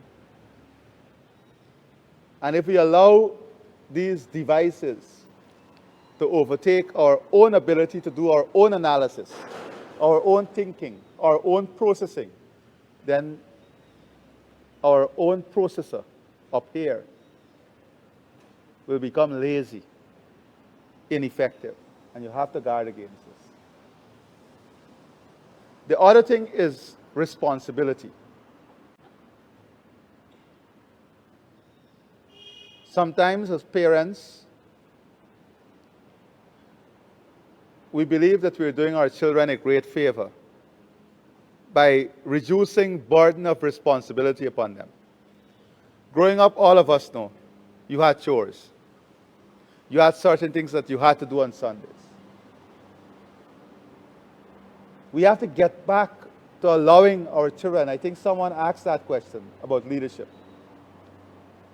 about having them being responsible.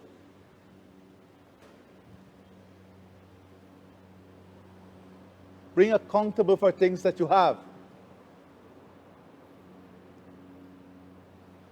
When you break something in a home, something coming behind that, if you can't explain why you broke it. So, leadership in the future, in this environment, is going to be very difficult. There'll be a lot of aid to management. A lot of aid that will help you to be a good manager.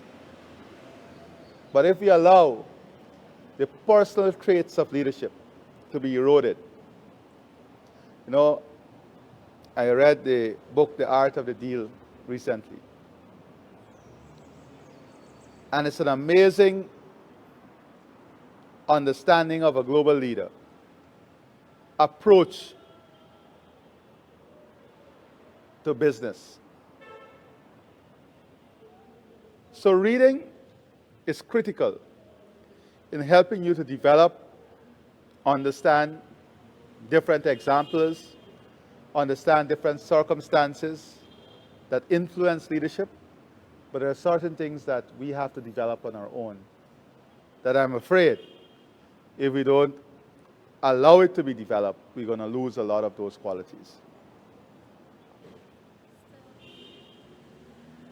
Still on the lighter side, Mr. President, what has been an ordinary moment for you, or that you've experienced this year, apart from your contagious dancing moves, that reminded you that you're still a Guyanese man at heart?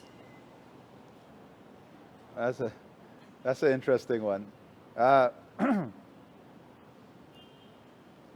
There were so many remarkable moments, you know, especially given the fact that we were in a campaign. You know, going out there and hearing people, there's a group of APNU supporters who I met on the campaign trail. And we started gaffing. And they said, Mr. President, you know our politics, but we love you. You're a true patriot. That was a moment that stood out. That regardless of the political season and recognize difference in support, that they were willing to recognize that. Also, every time I'm with our men and women in uniform, every single time I'm with them, I mean, the cameras and the population don't get to see every moment. Moments in the fields, seeing these men and women with their backpack, the weight. And I said to the Chief of Defense Staff that if they are fetching the weight, we have to fetch the weight too. Going through the mountains and to some of the locations, it's so humbling and refreshing and re-energizing that you can't help but recognizing the fact that you are a true Guyanese, and this is the ultimate example of who we are as Guyanese. So those are moments, I think, that really strike out and stand out as great reminders. And grounding, I would say, grounding for who we are. Mr. President, as we're ushering in the new year, what is your advice to the Guyanese public? Also, do you have any New Year's resolution that you'd like to share with us? More work, harder work. I want to spend a lot of time, more time in the communities. But I want us to, in this new year, all pledge to developing a positive mindset. I think there is enough opportunity ahead of us that requires us to take a positive approach to life, a positive approach to our country, to our environment, and to everything we do in our homes, in our communities. Let's resolve to be positive. Let us also, in this positivity, try to be the best we can be, whether in your families, in your neighborhood, and work towards creating a healthier, more stable society.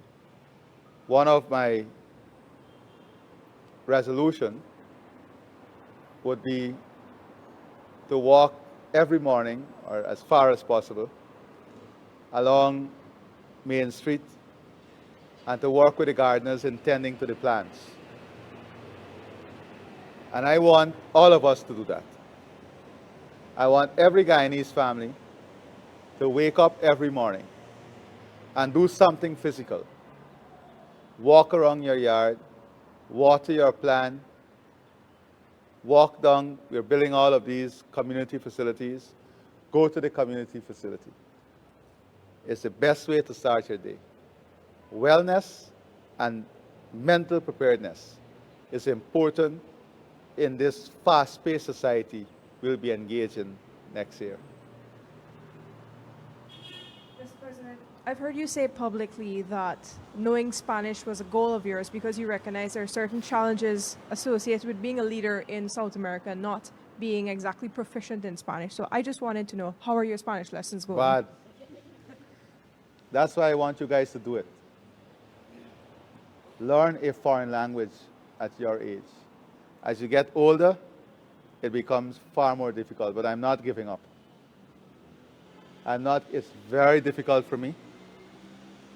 Please, guys, I'm asking all of Guyana, learn a foreign language. I made a huge mistake by dropping foreign language in secondary school. I've reduced my competitiveness. I now understand how important it is as a leader. Do not make the same mistake I made.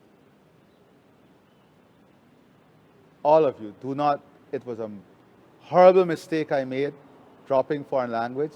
Please do not make this mistake. It was one thing I want to ask you. I see some of your faces saying, oops. You still have time to pick it up. You're all very young. Okay? Thank you, Mr. President. We've all seen such a lighter side of you this afternoon. But before we wrap things up, we have 5 final questions from the students. So we'll start with the young man. Please remember to state your name and the school you represent.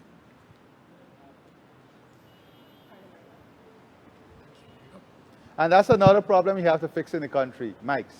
Yes, sir. They're always very unreliable. And good afternoon, Mr. President. My name is Seth Hugh of the Bishops High School. And as we globalize and as technology becomes more prevalent in our day-to-day lives, we find that younger and younger members of our family find themselves on social media. And this is having adverse effects such as attention spans. And following in the footsteps of Australia, you've previously stated that you'd like to implement some restrictions on social media. But before we could do that, you need to consult and meet with the Guyanese people. Can you tell us when these consultations are going to happen, just the general layouts, and how focused is the government on restricting social media? Well, I don't want to use the word restricting social media, but I want the consultation to tell us what we should do.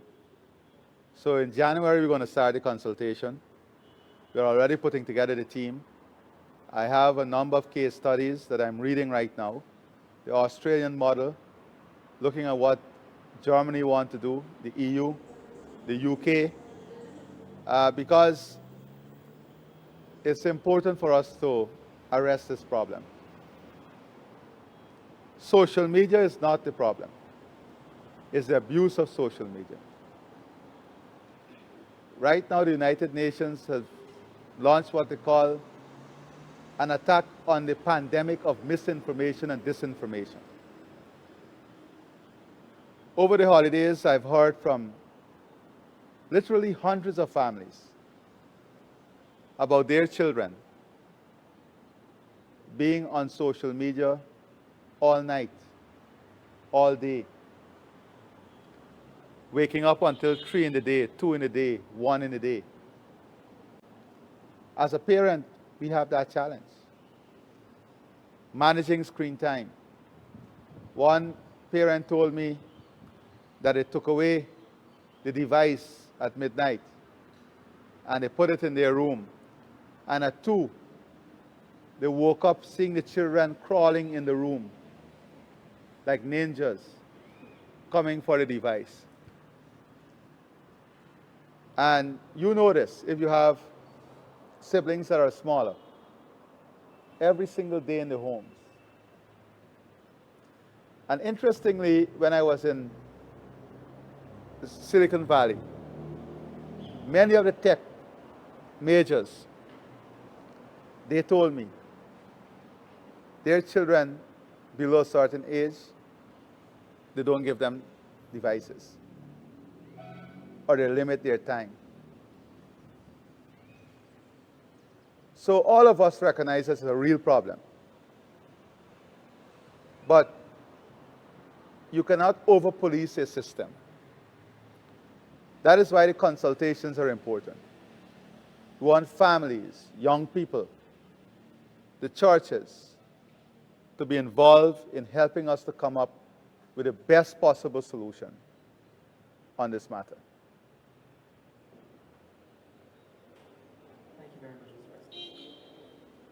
Good afternoon, Mr. President. My name is Abigail Augustus, and I'm representing the New Central High School. My question is, what are some changes we can expect to see to help women empowerment under the next 5 years of your leadership? Well, if you look at this audience here today, you will see. First of all,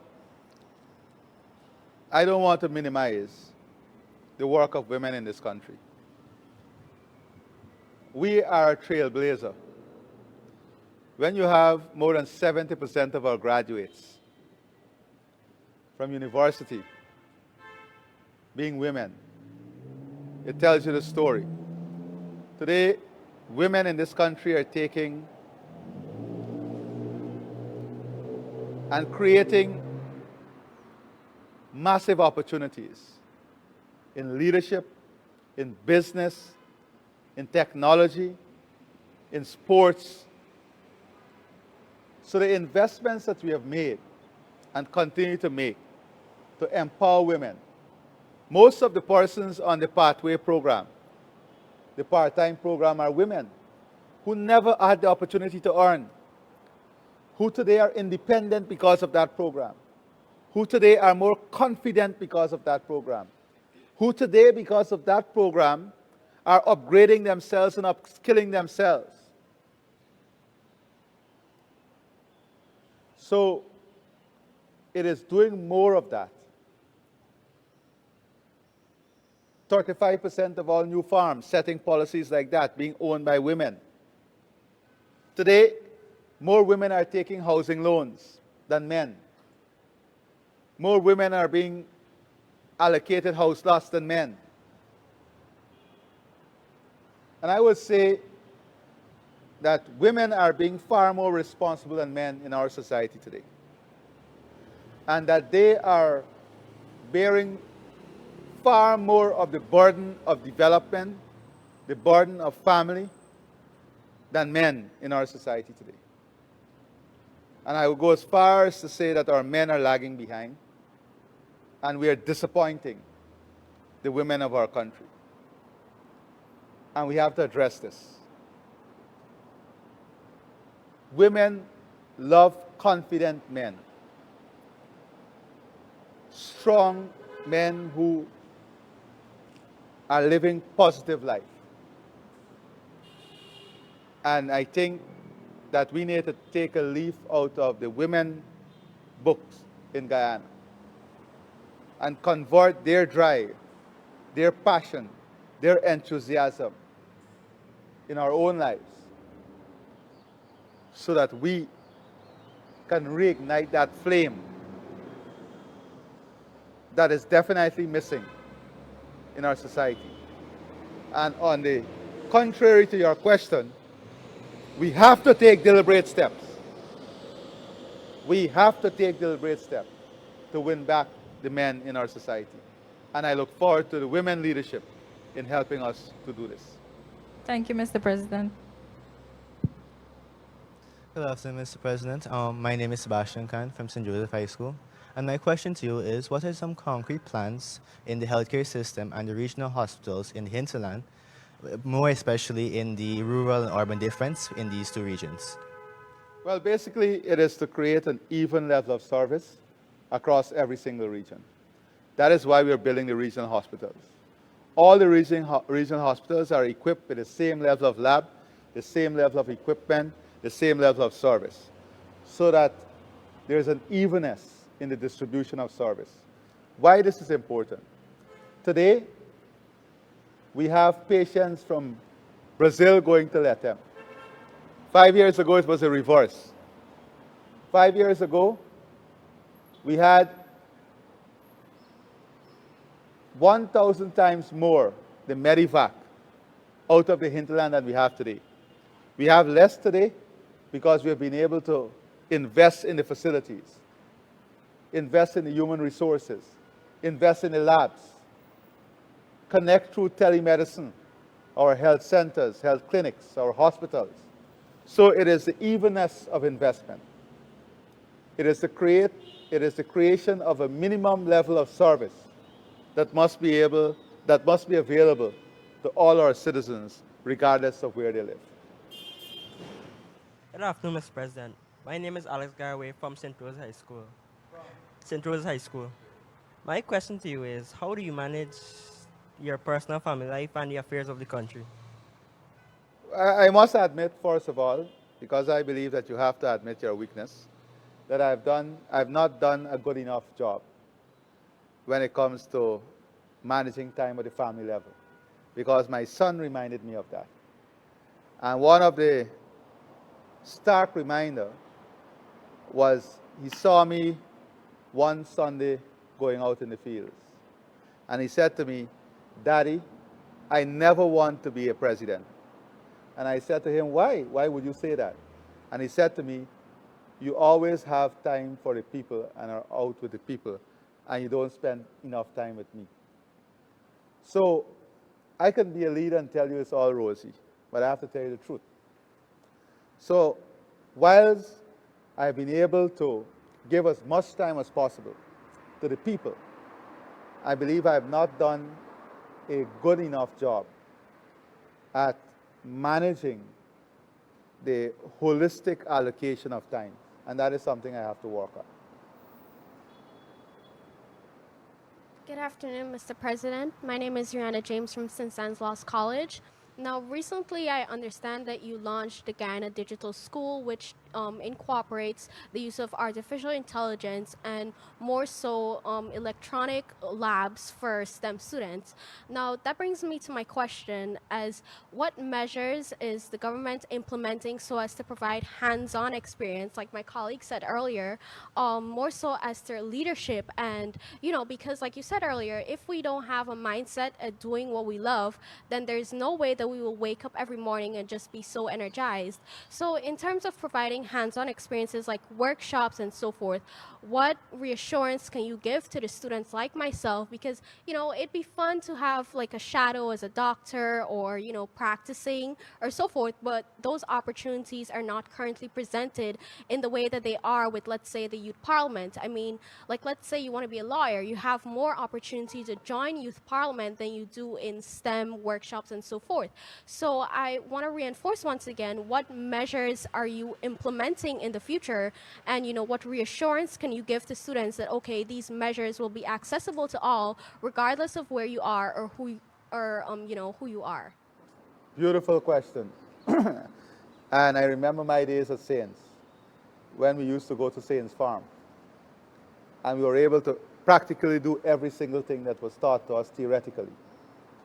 One of the good things about the digital school, it allows you to perfect an experiment, because you don't have someone telling you you're wasting this chemical or you're wasting that chemical.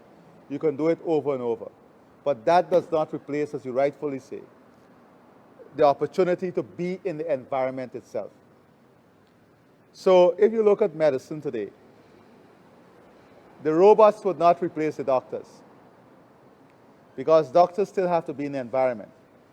But today, you can perform a surgery from UK in Guyana through robotics, through AI, at higher degrees of accuracy. But you still cannot do it without the human element being there. So it's finding the balance. That is why we have to create a society of innovators, a society of innovation. And we have to, in every single community or cluster of schools, have robotics classes, have things that are science-oriented, labs, opportunity to share experiences, to build model, have seminars for innovation and innovators. And that is why we wanted every student to register to do coding. Remember we started that program? Because coding is such an important part of science and innovation and developing. So your question is on target. We have to ensure that we build out these facilities that will stimulate innovative thinking, give practical examples, and allow you to work in an environment that you want to adopt as your career in the future, right? That was what work studies were about. But we have to go beyond that now.